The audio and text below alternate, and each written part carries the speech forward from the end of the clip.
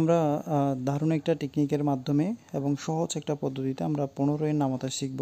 চলো শুরু করছি।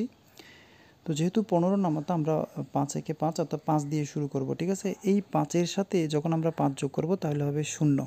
তো ঠিক আছে, 5 এর সাথে 5 যোগ করলে 10, 10 এর 0 হাতে 1।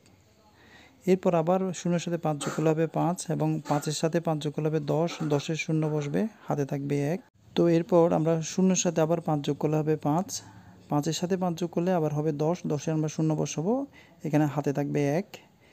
এরপর 0 এর সাথে 5 যোগ করলে হবে 5 এবং 5 এর সাথে 5 যোগ করলে আবার হবে 10, 10 এর 0 হাতে 1, অর্থাৎ যখনই 10 হবে তখন হাতে 1 থাকবে। 0 এর সাথে 5 যোগ করলে 5 এবং 5 এর সাথে আবার যদি 5 যোগ করি তাহলে হবে 10, 10 এর 0 হাতে 1, ঠিক আছে। তো পুরো টপিকটা হচ্ছে যেখানে আমরা 5 5 করে যোগ করে এই জিনিসটা আমরা লিখেছি। তো পুরো ভিডিওটা দেখার পরে যদি ভালো লাগে অবশ্যই লাইক এবং সাবস্ক্রাইব করে আমাদের সাথে যুক্ত থাকবে। অবশ্যই সাবস্ক্রাইবটা আমাদেরকে কিন্তু অনুপ্রাণিত করে। তো এখন আমরা সমাধান করব। প্রথমে আমরা 1 বসাবো, ঠিক আছে। 1 এর পরে কত হবার কথা? 2 হবার কথা, বাট এখানে 2 না বসে কিন্তু এই হাতের একটা যোগ হয়ে এখানে বসবে কত? 3। 3 এর পরে হবে 4, 4 এর পরে 5 হবার কথা, বাট 5 না বসে 5 এর সাথে 1 যোগ হয়ে হবে কত? 6। এরপর হবে কি 5 এর 6, 6 এর পরে আমরা বসাবো কত? আমরা বসাবো এখানে 7, ঠিক আছে।